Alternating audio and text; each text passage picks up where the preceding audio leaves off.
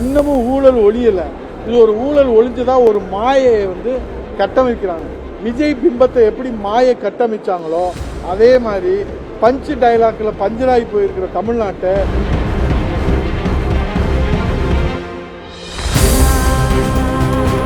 மாய பிம்பத்தில் கட்டமைக்கிறதுக்கு influencer, narrative set பண்ணுறது, content creator, அதே போல் அவங்க வீடியோ போடுறது, இன்ஸ்டா போடுறது, ரீல்ஸ் போடுறது, எல்லாம் போடுறது. ஆக மொத்தத்தில் தமிழ்நாட்டுடைய தலையெழுத்து இதெல்லாம் நம்ம கடந்து போகுது.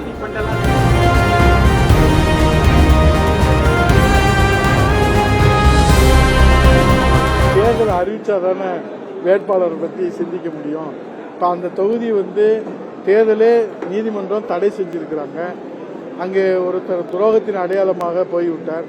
அது விசுவாசத்தின் அடையாளமாக யார் இருக்கிறாரோ அது புரட்சி தமிழர் ஐயா எடப்பாடியார் அவர்கள் நிச்சயமாக நீங்கள் மகிழ்ச்சி கிடையாதுன்ற வகையில் வெற்றி வேட்பாளராக அறிவிப்பார்கள். மின்சார கட்டணம்லாம் உயர்த்தப்படவில்லை, அதே நிலையில் தான் நீடிக்குது. 3 லட்சம் கனெக்ஷன் என்ன நடந்திருக்கு செக் பண்ணுறதுக்காக தான் நாங்கள் ஒரு வாரத்துக்கான நடவடிக்கை இந்த நிர்மல்குமார் மின்சாரத்துறை அமைச்சர், சட்டத்துறை அமைச்சர், அவர் வந்து எனக்கு தெரிஞ்சு மின் வாரியத்தில் தலைமையில் ஹார்ட் டிஸ்க்கு காணா போச்சுன்னு சொல்லி போலீஸ் ஸ்டேஷனில் போய் கம்ப்ளைண்ட் கொடுத்தது இவர் இதில் தான். இன்றைக்கு மின்வெட்டு நாடு முழுவதும் இருக்குது, போராட்டம் பண்ணுறாங்கன்றதை நம்ம சொல்கிறோம். ஊடகங்கள் நீங்கள் போடுறீங்க, அவர் அதை ஒத்துக்கிறதுக்கு தயாராக இல்லை. அங்கொன்று இங்கொன்றுமாக இருக்குதுன்னு சொல்கிறாரு. அதே மாதிரி 200 யூனிட் மின்சாரம் இலவசம்னு அறிவிச்சாங்க, அதுவும் முழுமையடையலை.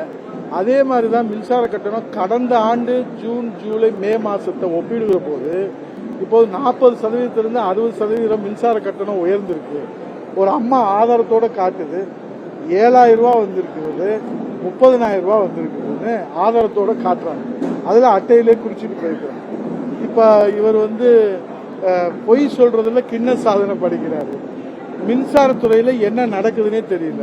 இது வரைக்கும் வேளாண் மின் இணைப்பு கேட்டு 2,22,000 பேர் வந்து விண்ணப்பம் செஞ்சு நிலுவையில் இருக்கு. அதில் தட்கல் முறையில் வந்து அவங்க டெபாசிட் கொடுத்து ஏறத்தாழ ஒரு 9,000 கோடி வந்து டெபாசிட் இருக்கு. அது வெள்ளை அறிக்கையிலையும் சொல்லலை. இது வரைக்கும் இந்த 3 மாசத்துல ஒருத்தர் கூட மின் இணைப்பு கொடுக்கல. ஆனால் 22,000 கோடியை வந்து கடன் வாங்கியிருக்கிறாங்க. மாற்றம்னு சொன்னது தலைமைச் செயலக மாற்றம் தான் இவங்களுடைய ஒரே சாதனை. அதனால அவர் யதார்த்தத்தையோ உண்மையோ பேசுனா இந்த மக்கள்கிட்ட எடுபடாது. அதனால அவங்க வந்து ரியலை பேச மாட்டாங்க, ரீலை தான் பேசுவாங்க. லைஃபை பேச மாட்டாங்க, லைக்கை தான் பேசுவாங்க. 2 வீலரில் அந்த மக்கள் நல்வாழ்வுத்துறை ஹெல்த் மினிஸ்டர் போறாரு. ஒரு 2 வீலர் முன்னாடி போகுது, ஒரு 2 வீலர் பின்னாடி வருது. அவன் வீடியோ எடுத்துகிட்டே போகிறான், இவன் வீடியோ எடுத்து டிராஃபிக் ஜாமில் மக்கள் நிற்கிறாங்க. அப்போது இதை மக்கள் பார்த்து சிரிக்கிறதா அழுகிறதான்னு தெரியல. மக்கள் நல்வாழ்வுத்துறை அமைச்சர் அவசரத்துக்கு போகணும்னு சொல்லி தான் அவருக்கு எஸ்கார்ட் போலீஸ் கொடுத்துருக்காங்க. இங்கே பின்னாடியும் அதே போல் அவருக்கு தேவைன்னா எதை வேணாலும் பயன்படுத்திக்கலாம். தலைமைச் செயலகத்தில் சென்னையில் எஸ்கார்ட் போலீஸ் இல்லைனாலுமே அவசர தேவைக்கு பயன்படுத்திக்கலாம். ஆனால் இவங்க அதெல்லாம் விட்டுட்டு ரீல் போடுற மாதிரியே 2 வீலரில் போகிறது உலகத்தில் ஒரு சாதனையா? இவங்க இந்த மாதிரி வந்து கொடுமை பண்ணுறாங்க. இன்னைக்கு காவேரி டெல்டா வறண்டு போயிருக்குது. அங்கே போய் பேசினா எந்த பிரயோஜனம் இல்லைன்னு புரட்சி தமிழர் எடப்பாடியார் உள்ளிட்ட எல்லாரும் சொன்னாங்க. அதை இவங்க கேட்க தயாராக இல்லை. இப்போ நமக்கு தமிழர் மானம் வந்து காற்றில் பறக்குது. தமிழ்நாட்டுக்கு தலைகுனிவு ஏற்பட்டிருக்குது. ஒரு முதலமைச்சரையே வர வேண்டாம்னு சொல்கிற ஒரு நிலைமை இதுவரைக்கும் சுதந்திர இந்தியாவிலும் சரி, சுதந்திரத்துக்கு முன்பும் சரி, பின்பும் சரி, பேச்சுவார்த்தைக்கு வர்றேன் அப்படின்னு சொல்ற ஒரு முதலமைச்சரை வரவேண்டான்னு ஒரு மாநில முதலமைச்சர் சொன்னது தமிழக அரசியல் வரலாற்றில், இந்திய அரசியல் வரலாற்றில் இதுதான் முதல் முறை. இதை விட ஒரு தலைகுனிவு தமிழகத்திற்கு இனிமேல் ஏற்பட போவதில்லை. நீர்ப்பாசனத்துறை அமைச்சர் எந்த விஷயமே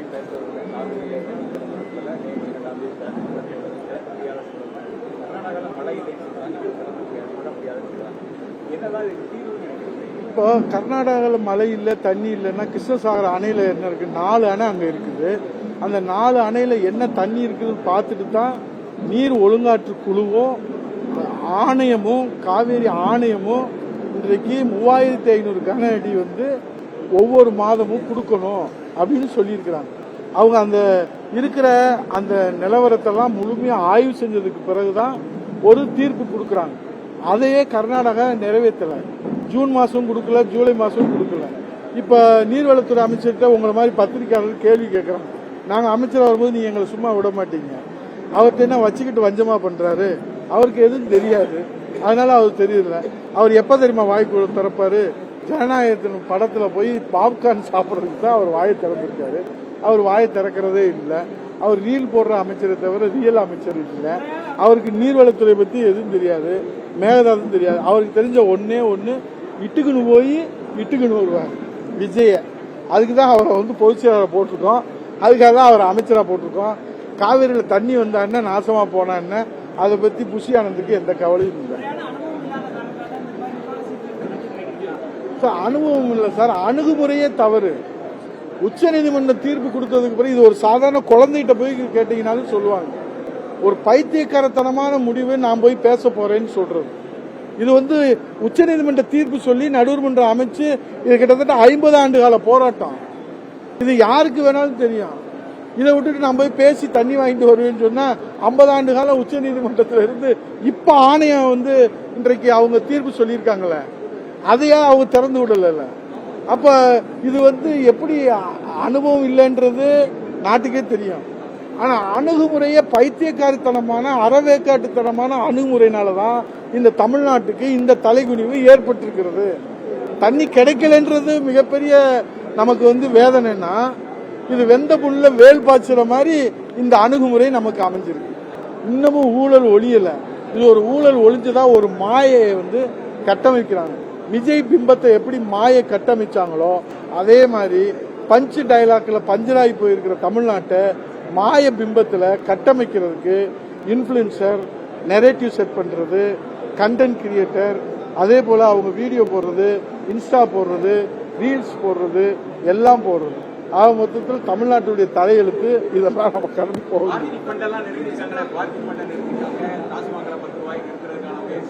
யார் வாங்கினான்னு இது வரைக்கும் எங்கேயாவது யாராவது ஏதாவது சொல்லியிருக்காங்களா சார்? சும்மா நீங்க வந்து ஏஜென்ட்டுகளை வச்சுக்கிட்டு நீங்களா வந்து இன்ஃப்ளூயன்ஸ், அதான் சொல்றேன், இன்ஃப்ளூயன்சர்னு சொல்றேன்.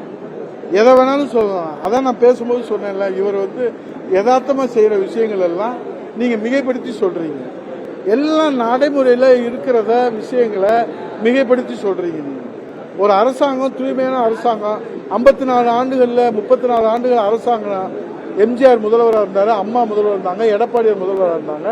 இந்த நாட்டு மக்கள் மீண்டும் எங்களுக்கு 1,07,00,000 வாக்குகள் இரட்டலையில எடப்பாடி முதலமைச்சர் வர்றதுக்கு வாக்களிச்சிருக்காங்கன்னா, உண்மை, நியாயம், நேர்மை, உழைப்பு, சத்தியம், அர்ப்பணிப்பு இதெல்லாம் இருந்தா, மக்கள் சேவை இருந்தாதான் ஆதரிப்பாங்க. அதனால மிகைப்படுத்தி சொல்றது, இல்லாத இருக்கிற போது சொல்றது, நாங்க யாருமே செய்யாத செஞ்சுட்டோம்னு சொல்றது, இதெல்லாம் வந்து மாயபிம்பத்தை கட்டமைக்கிறது.